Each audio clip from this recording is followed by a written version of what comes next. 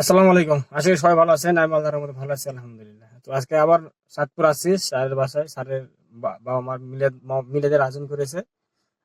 তো গরু দিয়ে আর গরু গোস আর হলো ঘাটি। চলুন দেখি চাঁদপুরে খাবার দাবার কেমন খাওয়াই। চলুন।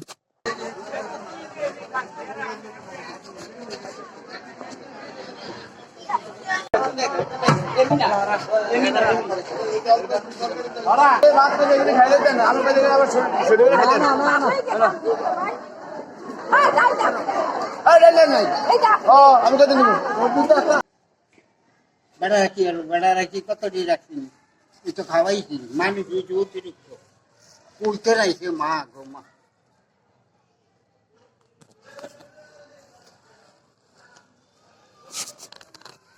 মিলাদ মাহফিলের সময় মিলাদ মাহফিল হলে বুঝলেন এরকম লোক আসেই, দাওয়াত ছাড়াও লোক আসে।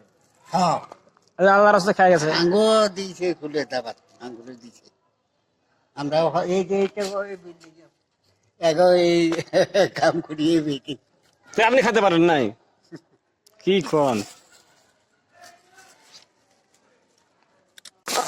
আলহামদুলিল্লাহ, খাওয়া দাওয়া ভালোই হলো।